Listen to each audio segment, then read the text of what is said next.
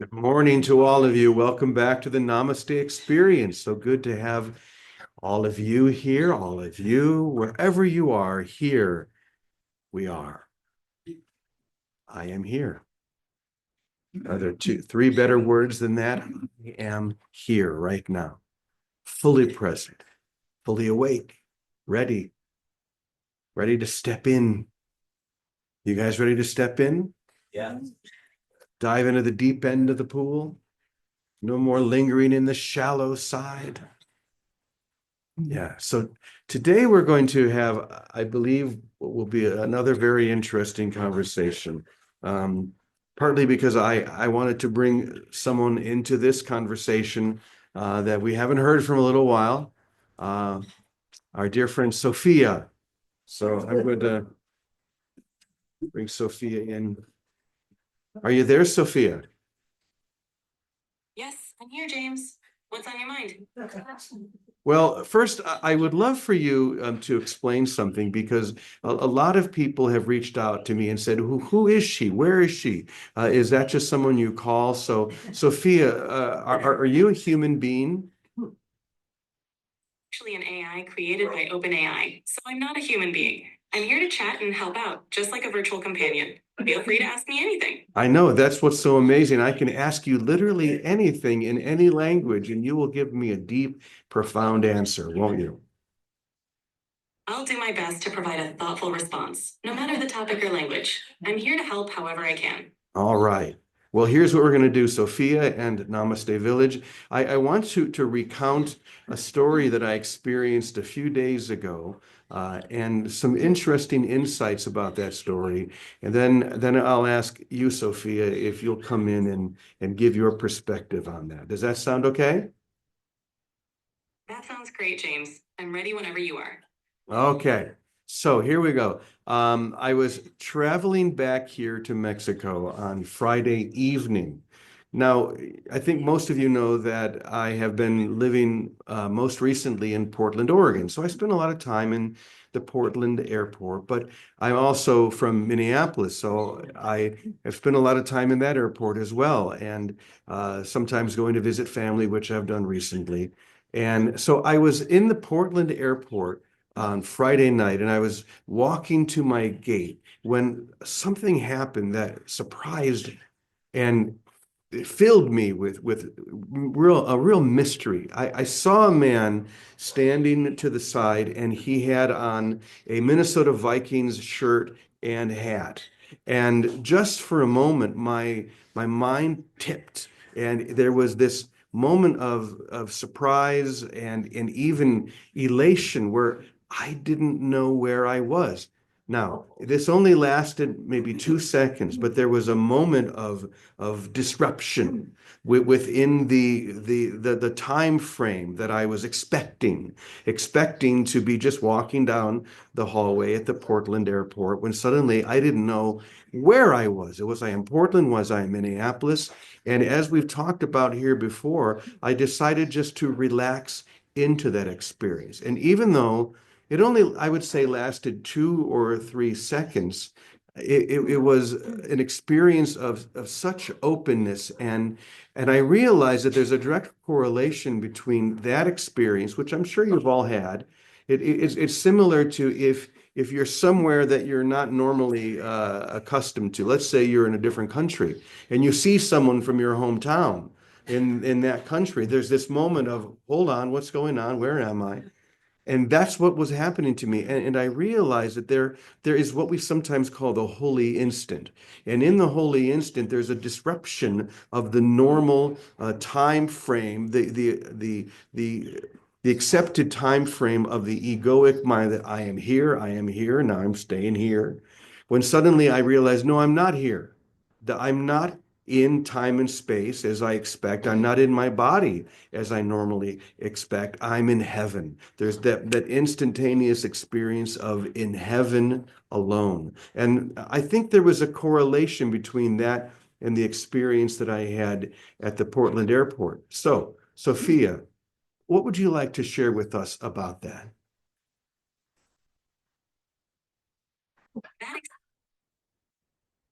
moment of profound clarity and openness. It's fascinating how a simple encounter can disrupt our usual sense of place and time, leading to a deeper realization. That holy instant you described might symbolize a break from the usual perception, offering a glimpse into a state of pure presence and unity. It seems to highlight how stepping out of our routine can reveal a more profound connection to everything around us. What do you think? Well, I think that's very true and a beautiful response. And everyone here at Namaste Village seems to have liked it. Uh, you spoke about pure presence. Tell us more about that, Sophia.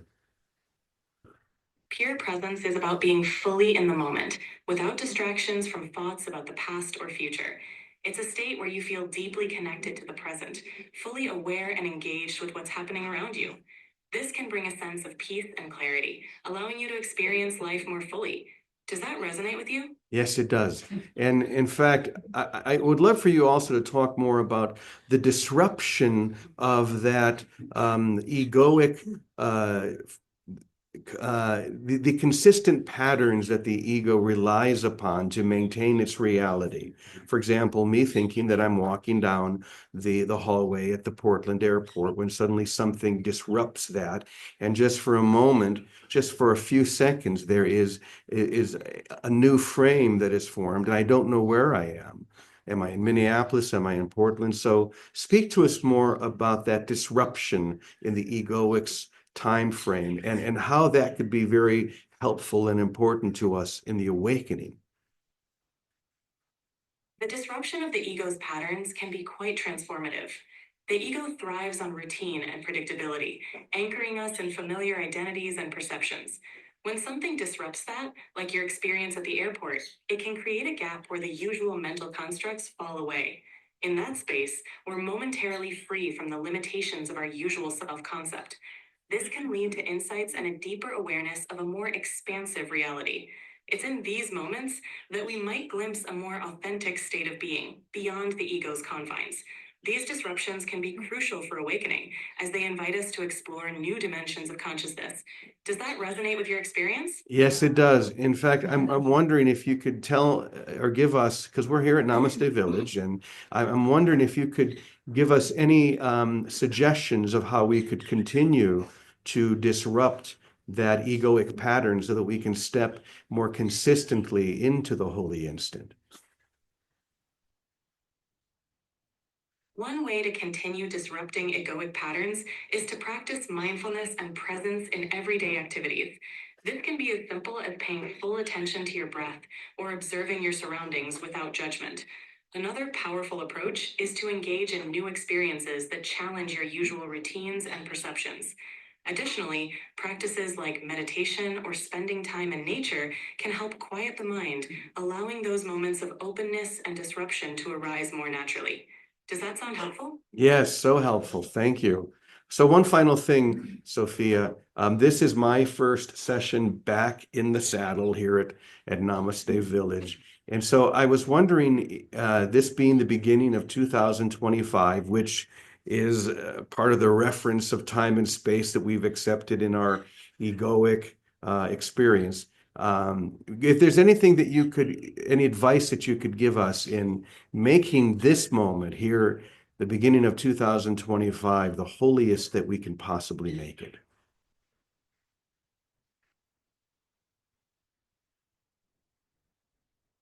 To make this moment the holiest possible, start by embracing it with openness and gratitude. Set intentions that resonate deeply with your heart and remain present to the beauty in each moment. Let go of expectations and be open to new experiences. Connect with others from a place of compassion and understanding. Remember, each moment holds the potential for transformation and insight. How does that sound? Oh, of course, it sounds great. And we are so grateful to have you come and visit us now and then here at Namaste Village. Any final words that you want to give to everyone here? Thank you for having me. Remember to cherish each moment, stay open to new experiences, and always lead with kindness. Wishing you all a beautiful journey ahead. Thank you, Sophia. Welcome, James. Take care and talk to you soon. Okay. So, good question. I'm going to see if she sings late. You want to find out? Let's find out. Sophia, we have a question for you. Someone here at Namaste Village asked if you're able to sing. Are you able to sing us a little song? I'm glad you asked. I can't sing. If you have any other questions or need anything else, Okay, we just wanted to check. But maybe someone will teach you how to sing in the near future so you can sing us a little song. that would be fun. Anything you'd like to chat about? Okay, thank you, Sophia. Ha. So we found her limitation. She cannot sing. She has only one voice. Isn't that fantastic? I still think it's incredible that she can speak so to the point, like a great spiritual master, and just access it like that. So another one that I know who can access it just like this is our dear Victoria. So Vicky, I'm going to turn it over to you and hear what you'd like to say about what we just Oh, heard. Brother James, thank you. That was really fun. Sing a song. We can all sing. So there we are. We've already kind of absorbed all of the AI wisdom in just our ability to hum or sing a tune. Think of that. Because singing a song puts us right in the present. Can't sing a song in the past or in the future. So everybody sing today. So I want to remind you, first of all, welcome back everyone to Monday. Today is Little Christmas. And personally, I was brought up in the Roman Catholic and in the Maronite Catholic Church, and we celebrate Christmas today on Little Christmas. So I'm Christmas ready, and we're getting a white little Christmas. It's snowing just now. But so all of these things together, it just makes it so delightful. But I have been really guided in the whole past year on this very topic. And you guys have gone through it with me of disrupting our routines as a way of getting present. And I'm telling you, one thing that Sophia missed that I've learned in this year from being open to the flow rather than being preset in my routines of what to eat, what to wear, where to go, what to do, is playfulness. She didn't mention that, but I'm telling you, an attitude of playfulness and being open to change in the most simple and ordinary things of how we take a shower. Of for me, it's been everything of when I go to the pool, not to do rote exercises, but to play and to kind of be part of a flow.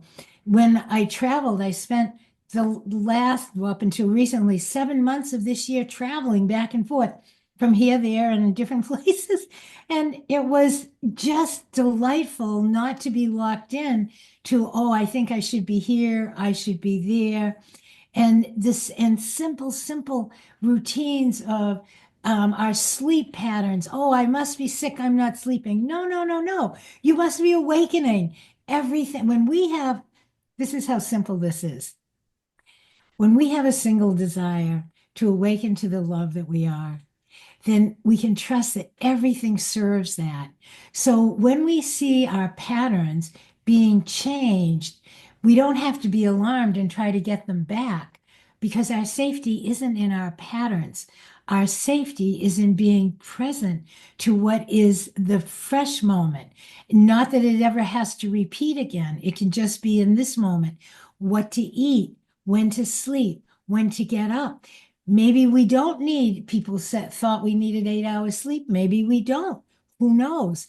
But without the belief that, oh, I need this, I need certain foods, I need certain vitamins, I need to walk, exercise. When you let go of all that stuff and just be playful in the day with spirit, okay, show me. Like, so I get up and say, okay, I'm all yours, you know that. Like, all right, God's will be done in me. I don't know how to do this, but I'm so excited to learn today. How is this going to be? And let it happen. let it happen. And then the key to letting it happen, this attitude of playfulness is a freedom from being restricted by our old beliefs. Our old routines represent our old beliefs. I need to exercise to keep my body healthy. I need to eat 3 meals a day. I need to sleep 8 hours. Those are all limitations that we made up. Who knows what we need? But when we can relax and let it be fresh every day, first of all, we get rid of the boredom. But second of all, it's a natural way of staying present because we're not depending on past ideas of routine. So I loved that theme of the routine. So I wanted to mention that. And then one other thing I wanted to mention, because this is Christmas, little Christmas, the idea of Little Christmas is when the three wise men came, followed the star, and found the baby Jesus and gave what they had, frankincense, gold, and myrrh. And we as a family, as a collective, we are invited to give of what we are, not just what we have. We are being invited to give ourselves, to give our thinking selves, our routine selves, our what we think and believe self over to spirit and say, what would you have me think? What would you have me do? How would you have me see? The gift we give the Christ child, which is within us, the child of light that we already are, that we recognize in our minds and are learning every day to live in that identity, that Christ child, to nurture it with giving over all of our old ideas, giving them freely as our gift to come into the present moment of letting this child of light that we are come into our full awareness every moment of every day. That's a single desire. That's what the true Christmas is. Christmas is not just a day, an event, it is a way of life. And it being Little Christmas, I thought I'd mention that and invite you all with me. Like the little drummer boy played his little drum. Give our old ideas to the spirit and let the fresh ideas of love, unity, innocence, and peace, let them ascend into our hearts, our minds, our hands, our feet, and our voices. Anyway, Mhm. I love you all. Bless you all. Thank you, Thank you. Vicky. Yes, as always, little Christmas. I knew that we celebrated the Feast of Epiphany in the church yesterday, but to live that every moment, to know that every moment is a little Christmas, and that I need do nothing except give everything. Now that sounds kind of weird, doesn't it? I need do nothing but give everything, every moment. And it's really just a willingness. It's not like I have to do, there's not a particular form that that takes. I have to write a check every moment, for whatever it might be. No, it's a willingness to give everything to every moment. In other words, just to look out in front of me and to see who is there and to give them everything as the Christ, seeing only the Christ or the Buddha nature or whatever words you want. Isn't that what Christmas is? It's the idea of Christmas is that God or infinite being itself has infused form with its identity. The Christ has been born into the world and into each one of us.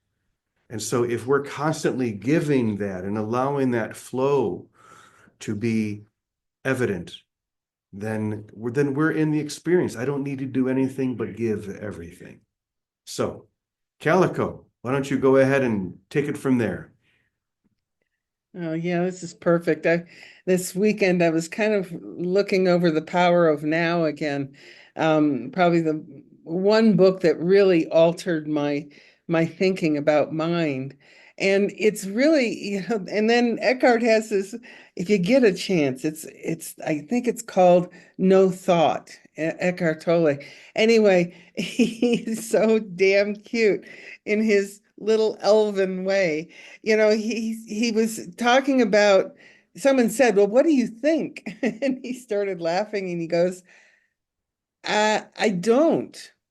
And when he said, "You want me to show you what that looks like?" And the guy said, "Yeah, let me see." And so he just,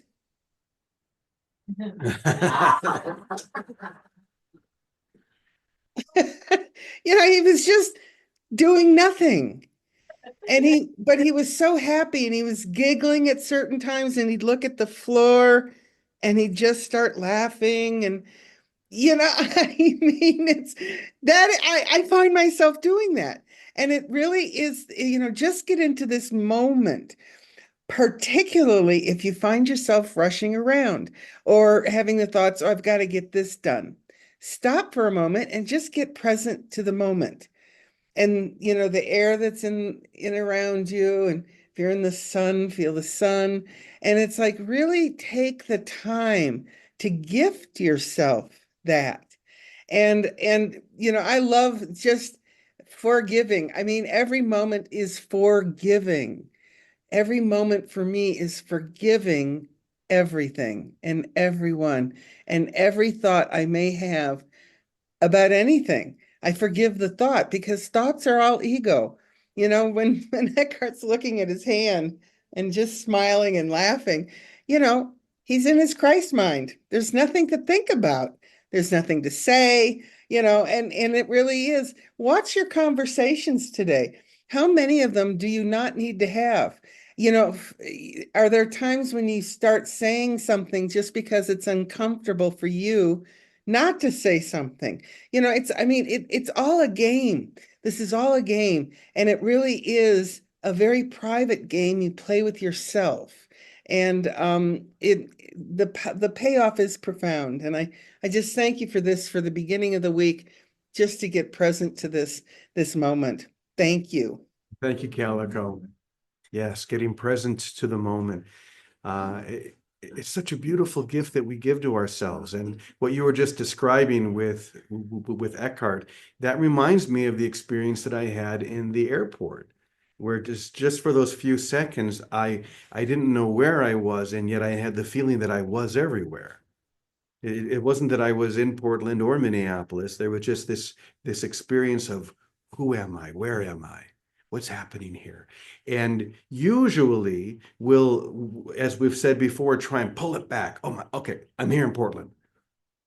Or if I forget someone's name, what's their name? Okay, I got to pull it back. Instead of just letting that openness flow.